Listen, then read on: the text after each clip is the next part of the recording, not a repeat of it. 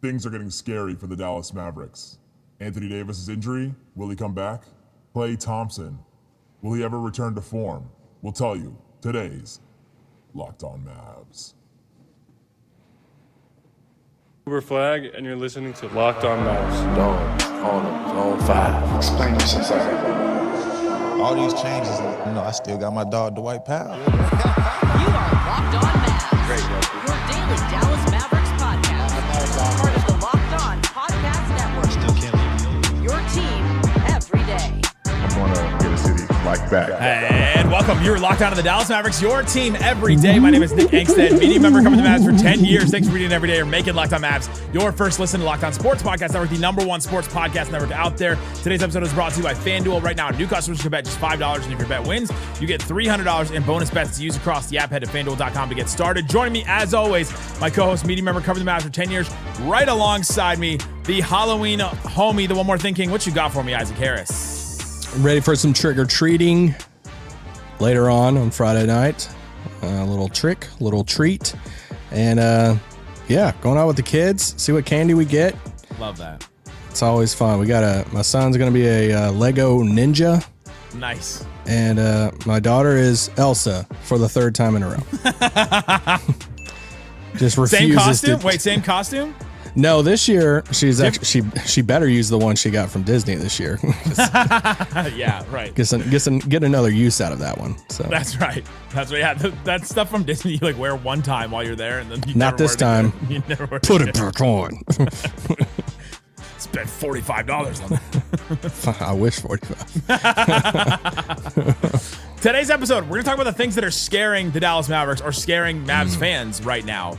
Klay Thompson and his fit and the runway that Jason Kidd seems to be giving him is something that is a little scary. Some of the numbers are looking a little scary. Maybe we'll talk about Cooper Flagg, and there's some numbers there. We'll talk about that, and maybe you're scared of that situation. Well, let's start here with Anthony Davis, Isaac Harris, because Anthony Davis went into the game on Wednesday with bilateral Achilles issues. Something was going on with his Achilles, and bilateral means both of them, and so there was something going on with both of his Achilles. Don't Google it; you're going to get discouraged. and of course, I'd like to preface this all by saying I'm not a doctor, so I don't know. But then he leaves the game, checks himself out of the game, is like kind of holding his Achilles, kind of holding the front of his leg. Like, I don't know what he was doing. Then he's walked to the locker room on his own power.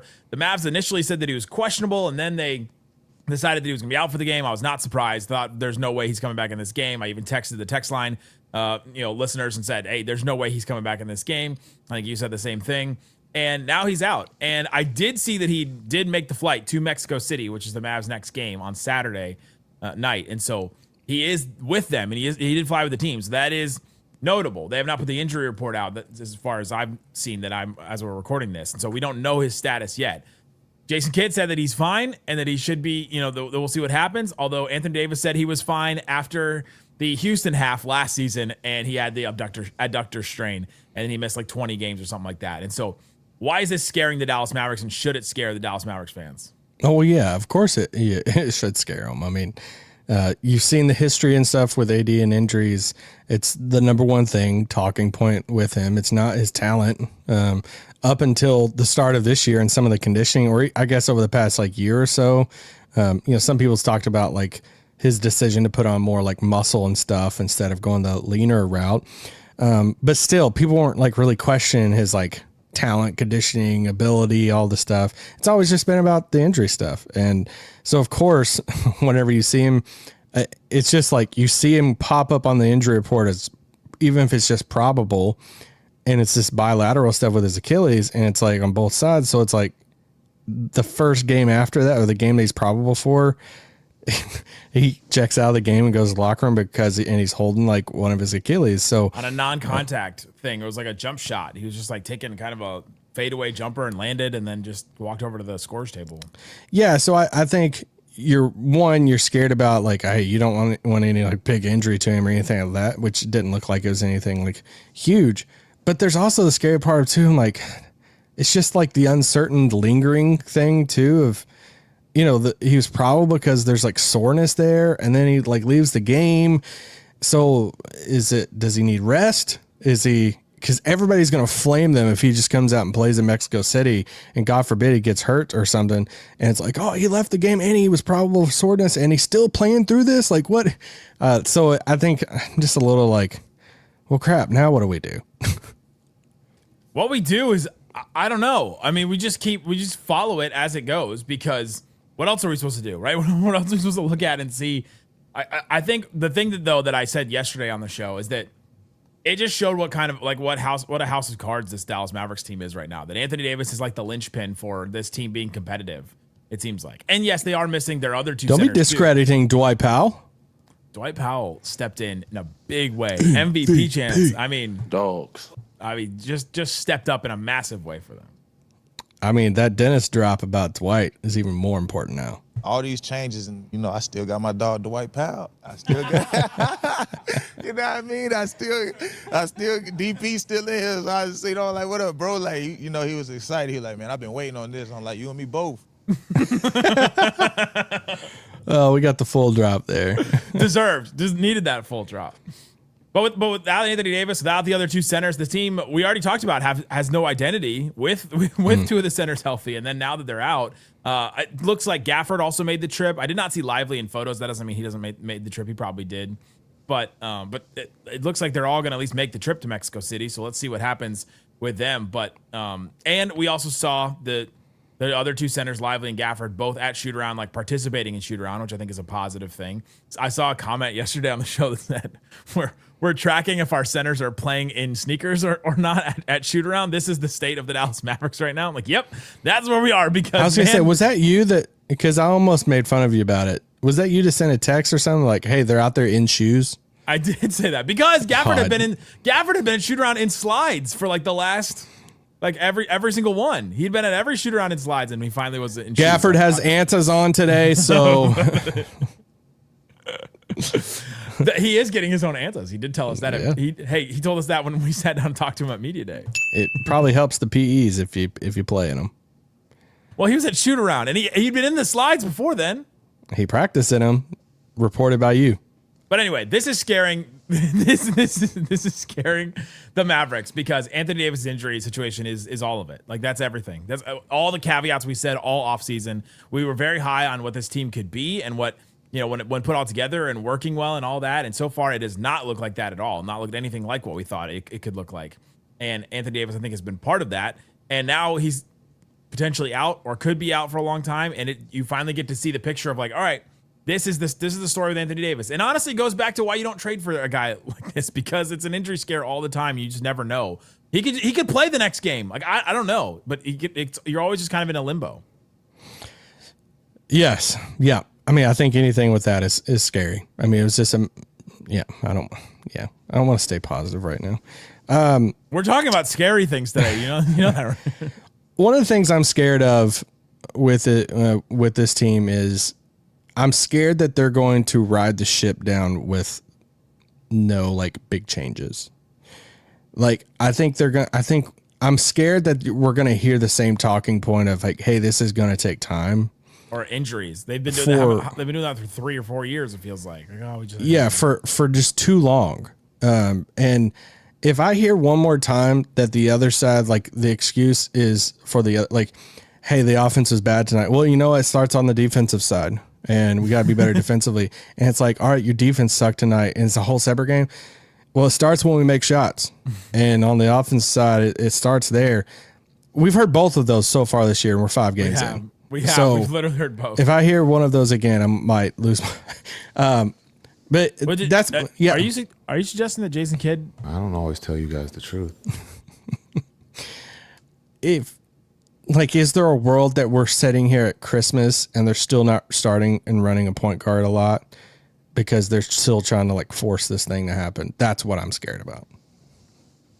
Scared that they'll not make any moves. Scared that they'll stay where they are. Coming up, let's talk about some of the reasons why they could do that. Let's talk about Klay Thompson because I think that's one of the reasons why they're not changing the starting lineup. I think Jason Kidd needs to make a choice. We'll talk about that coming up.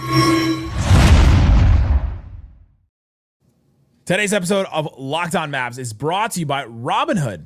Robinhood.com/yourmoney. Go and check it out. Right now, your ambition just met its match. With Robinhood, you play for the win, not just on game day, every day, locking in on every opening, beating your PR, beating it again, channeling your drive into your money. It's Robinhood puts you in control of your money, stocks, trades, ETFs, options, futures, and crypto all in one platform. You can now build, execute your own trades from your desktop with Robinhood's Legends Advanced tools, or take advantage of the new Robinhood strategies with a tailored portfolio managed by a team of experts. You expect more from yourself, expect more from your money. Get started today at Robinhood.com/yourmoney. Again, that's Robinhood.com/yourmoney. It's your money, your move.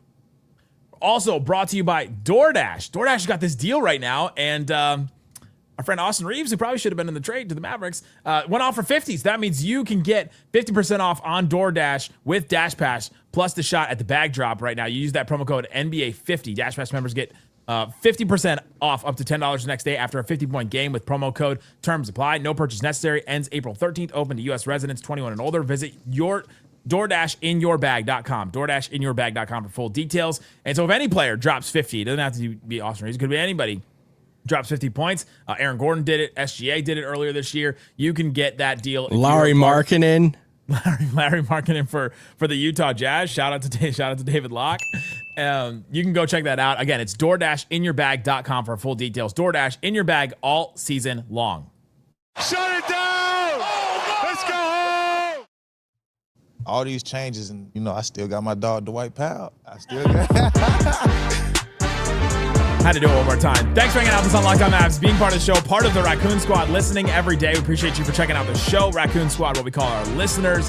Appreciate you for listening. Check out the QR code, links in the description, different ways to follow the show. All kinds of social media accounts, TikTok, Instagram. I think we got a Facebook page now. We got Twitter, all that stuff. Go check out Locked On Mavs for all of those. And we got the text line as well that I mentioned too. You can find that there.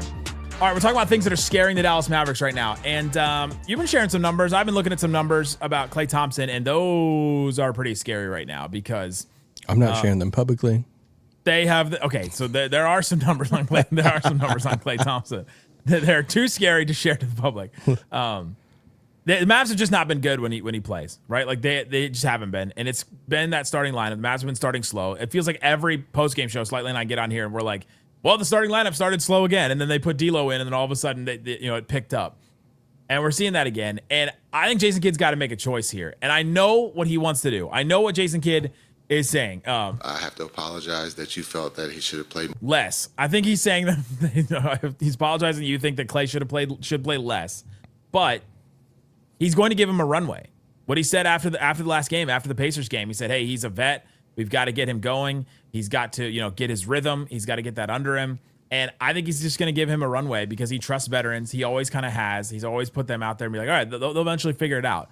And man, the difference between Klay Thompson and Max Christie right now is just like miles right now between athleticism, defensive intensity, and just like shooting and the shots that they are getting and the shots that they are taking and the ones that they're making, frankly. Like it's only been, 5 games? But man, that is just a big gap right now.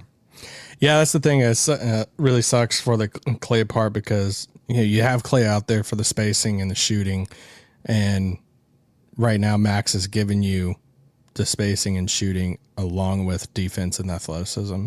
And so, you could look a bunch of numbers, Klay on numbers, Klay off numbers. It's over 100 minutes on both of those on and off, and it shows you a decent picture there. Now, has Max played more minutes with a point guard on the floor compared to Klay? I've said this before, and I'm not taking. It's not I'm trying to take up for Klay thing. It is Klay is, especially at this point in his career, he is maximized when he's playing off some point guards, and that he can get some shots of some actions or stuff that are happening for him to get the ball to where he's not having to create and he's not having to, they're not running a play for him. He's catching it on the wing and the guy's up in his face already. And it's like, all right, cool, Klay, take it. We need someone to shoot it. And it's like one dribble, pump fake. The guy doesn't jump and then he shoots it anyway. Yeah. And it's like, dang, again. So it kind of sucks that he doesn't get to be in offense right now to where he's getting set up to maximize the shooting. But it's a little bit more than that too. Looks like he's taking a little step back defensively too. Max is just playing better than him. And we could go back and forth on who should start and all this stuff. It's more about who closes. And I think Max should clearly be the closer over Klay. I think if they're closing with Klay over Max, I think that's more of a bigger problem probably. It is more about who closes, but I think these, like, you're starting off slow every single game. Oh yeah. With this, I mean, it's just like happening over and over. And who should start is D'Lo and Max. That should be the two that should start. Like, they need the playmaking of D'Angelo Russell. As long as Lively's out, yeah. But if Lively comes back, what are you doing then? Are you benching PJ? I'll bench Lively. Oh yeah, yeah. No. Right now, I think I would. If it was up to me, if someone asked in the subtext mailbag the other day, like, "Hey, what would you do with the starting lineup right now?" I said I would do D'Lo, Christie, PJ, Cooper, AD, and I would force AD to play the 5 and say, "Here we go. This is our 5 that we're rolling with." So, yeah, I'm with you on that. Yeah, but I don't think they're going to do it. I think they're going to keep Klay in there, and I think they're going to keep this non-point guard lineup because even after the game where D'Lo played really well, he started Max and Klay Thompson, and I think he's going to keep forcing this lineup. But how long can he do it before it's just so obvious that they're not going to? He's done this too, where he's given people a runway. Like in that mailbag, somebody responded and said, "Remember JaVale McGee?" It was 8 games for JaVale McGee in that starting lineup before he finally pulled the plug on it. Yeah. I would also not blame Klay or do the whole like Klay should play or not for a point guard. Like there's other spots that they could put a point guard in. It doesn't have to be just for Klay. Well, that's what it'd be. Like if you start D'Lo? Yeah.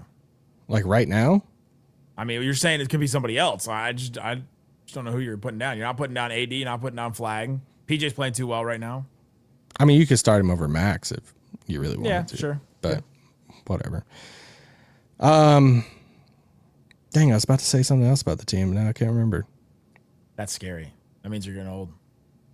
No, I was starting to think about something else. No, we're starting. I don't know. We were talking about point guards. If anything shows you again the importance of a point guard, look what Brandon Williams he just did. Yeah. Like you have another point guard that is a backup point guard. I like B. Will, like him a lot. He played really, really well the other night. But it's like you have another bench point guard in that you put in, and he looked like a star point guard because you just need someone out there that can create and drive and touch the paint and get other people. It's like, all right, now you've had 2 point guards that get in, and they really stand out because you just desperately need that. Well, and throw Ryan Nembhard in preseason where he had that 12 assist game, and you're like, oh, a playmaker. Like, oh, that stands out, right? Shout out to him and his brother's jersey swap in the tunnel last time. Do you like the jersey swap when they don't play? Both players didn't play. I'm gonna be really picky Andrew about Nembhard this. is giving Ryan Nembhard a jersey that he did not wear for that night. You know, he gave him a green jersey. It wasn't even jersey what they were wearing. Come on. It wasn't even the jersey from that night. That is funny. Did you just go up to the freaking hanger and just get it? Like, do they have Nembhard jerseys in the hanger? Oh, do they? Do I got time? Do I got time to go to get something to eat? Do I got time to go to the hangar? You got time to go to Mavs fan? Okay, I said this on the bonus episode yesterday. I want your thoughts on it. The Mavs have 3 of these backup point guards right now, and they each can or 3 of these backup guards right now. They each can do one thing. Nembhard can pass, Hardy can shoot, and B-Will can drive. Are you counting Hardy as a point guard? I guess. I'm just saying backup guards. Like you get these guards coming in, and they can each do one thing, and you get one thing from each of them. And it's like kid has to decide like each game. All right, what do I need right now? Do I need Brandon Williams attacking? Do I need Hardy shooting? Do I need Nembhard's passing? I think you need B. Will's attacking. Like I think Brandon Williams. If you're not gonna, okay. There's one thing to not if somebody in making decisions isn't a fan of D'Lo. There's one thing of like, hey, I'm going to bring D'Lo in at the 8-minute mark, which is around the mark that he's been checking into the game, given that first 4 minutes without a point guard. There's one thing to like be hesitant about the D'Lo experience because you've seen different things in the past. Okay, well, now you've seen a good Brandon Williams experience. So if you were hesitant of like, oh, dude, like, well, I'm not, we're not really the biggest, like D'Lo guys, but, we really need a point guard. If you're not going to like, put Brandon Williams in the starting lineup either, then it's not just a D'Lo thing. It's like you're purely just saying we don't want a point guard out on the floor. Because it's worked. It's worked with multiple guys now. And it sucks so bad for Cooper Flagg because I've listened to multiple national podcasts now just because I've like purposely did it of just wanting to hear Mavs takes from like some national people.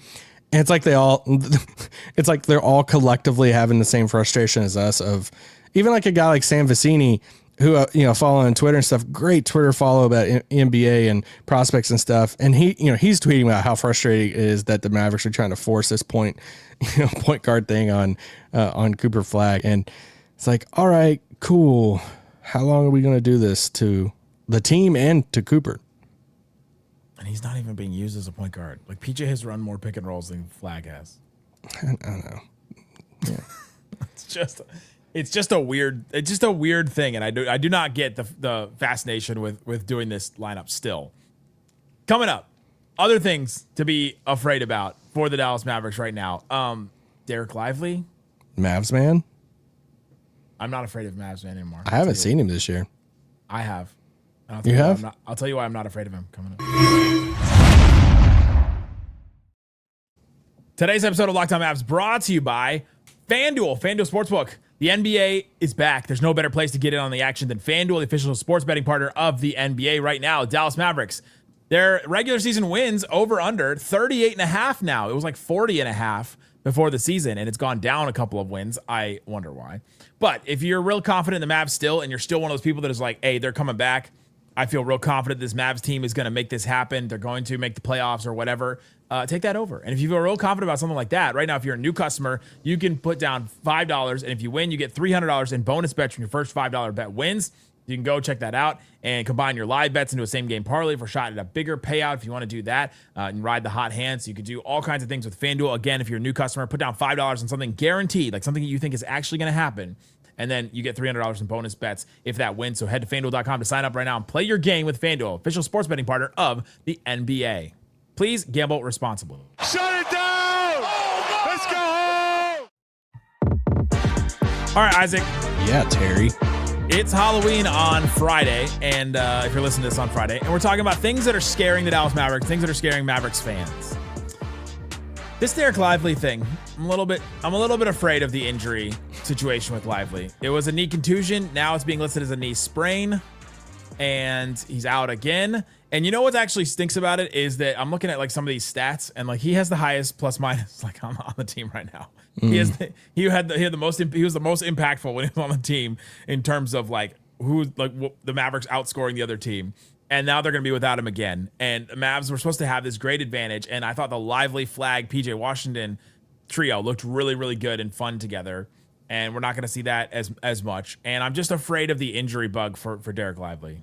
I am too. Yeah, I think it's hard not to be scared about it. Big Lively guys, both of us, like yes. Big believer in him. And I originally back last year, I thought it was a little unfair that the injury label was kind of getting thrown on him already. And but now we're like another injury in, and it's like, all right, we don't like the 7-footers having lower body injuries over here. So it's tough. It's like I feel like it was like the day after I tweeted out like protect Cooper Lively pairing at all cost. And now it's like, well, crap, is Lively going to protect that? I don't know. Maybe they took that real serious and just put Lively in bubble wrap for maybe they just decided, hey, we'll just sideline him and just see what happens. Because you look at the roster and you look at like the future, and it's, there's a lot of people throwing out because the Mavericks are 2-3 now, but it was like, oh man, what if the Mavericks like change course at some point and they, really like blow it up or whatever it is. And it's like, all right, if they ever do decide to do that, they have like a little young core with Cooper and Lively. Max Christie's still super young. Like you have some guys there that you would keep in that process.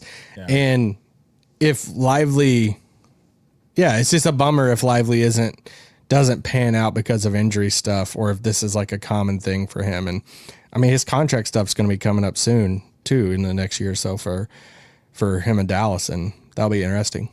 Yeah, they picked up his fourth year, right? And so next year they'll have to decide on that contract extension and what they're gonna do with him. Yeah, that's gonna be a choice. Like if he still struggled with injury, maybe he comes back from the knee sprain and maybe he's healthy the rest of the year, and maybe he makes it easier for him. But then you just always have that in the back of your mind. Yeah. Are you afraid of the way they're using Cooper Flagg? You talked about how all the national shows and stuff are talking about, well, why do they keep pushing this point flag? Are you afraid that kids are just going to keep pushing this with Cooper Flagg and that they're going to just use him the wrong way for a year or months or whatever? Yeah, I'm not afraid for him. I think he is that type of prospect where I don't think it does anything to hinder his growth or the ceiling that he's going to hit one day. I just think it's unfortunate. I think it's unfortunate for the team. And, I think Legler said it best on Bill Simmons' pod. He was like, a lot of times when you have a prospect like this, you want to instill confidence in him early on. And they're not really instilling the confidence in him because you're asking this 18-year-old to do this thing, do these different things, like playing him out of position. Like, you're not even talking about confidence. You're talking about uncomfortable stuff. Like, hey, we want to make you feel uncomfortable. Yeah, Kid literally has said that multiple times. We want to make him feel uncomfortable. It's like he's doing the opposite of that. Yeah, so it's like you kind of if you're the Wizards and you were just sitting there talking about hey, we're taking this we have some young pieces, we want to grow. We're taking this long-term approach and all this stuff with our prospects. We want them to grow. If that was kind of your message out the whole time, then maybe it makes sense.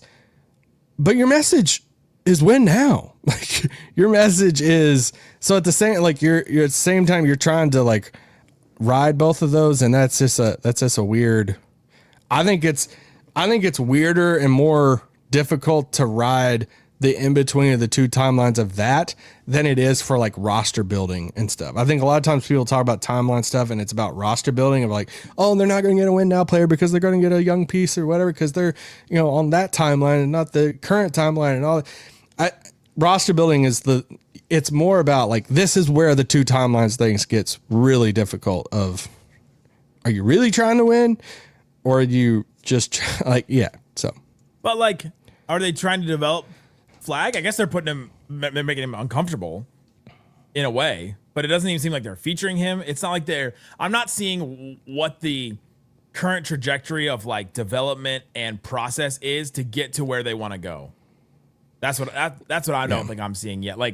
If they keep running this Flagg at quote unquote point guard lineup over and over again, what's the process that is getting them to a place where oh, I see, for lack of a better term, the vision now. I see what Jason Kidd was trying to do, and now it's working, and I was wrong, and this is going to be completely great. I'm not even seeing the process to get there.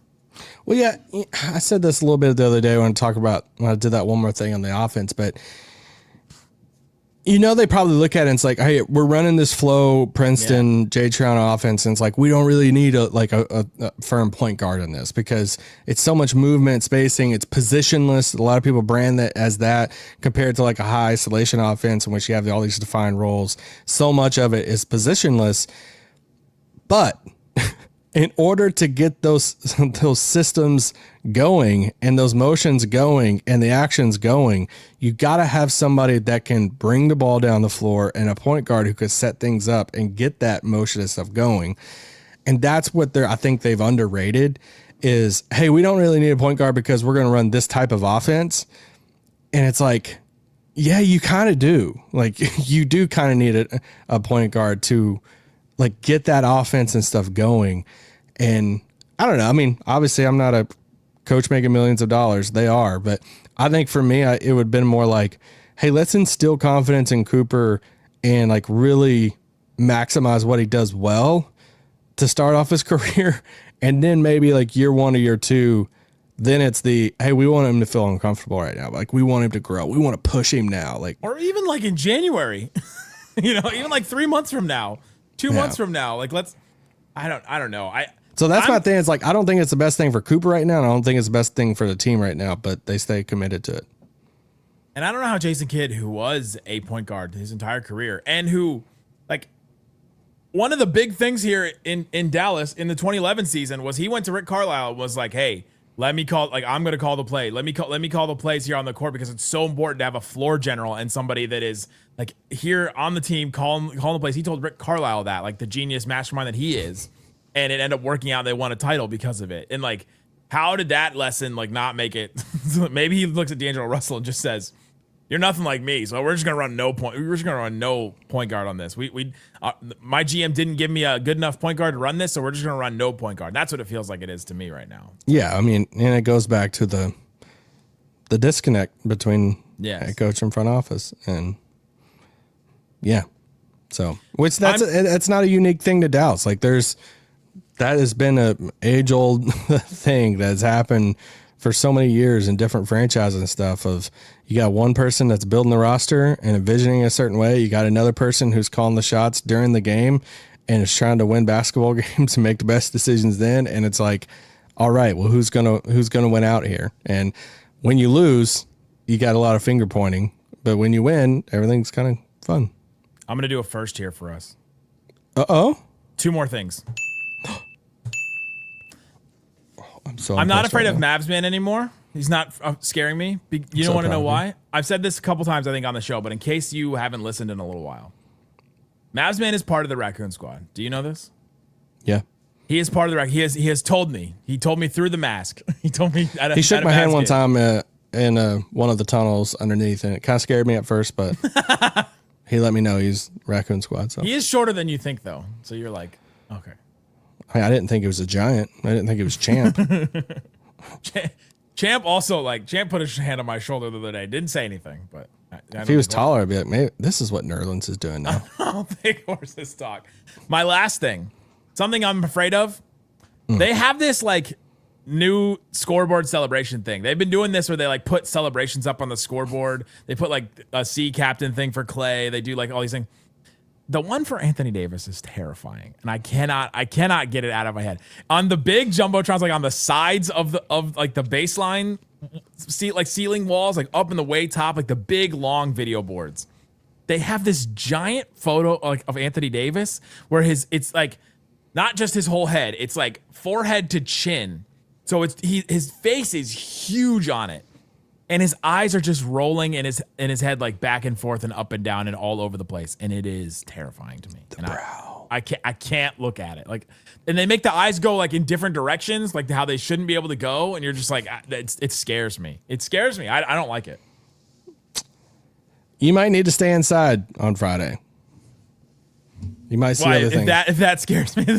Yeah, Halloween might not be good for you outside. So. You've seen it though, right? The Anthony Davis I've big seen face. it. I mean, I wouldn't say that I got freaked out by it, but isn't it unsettling though?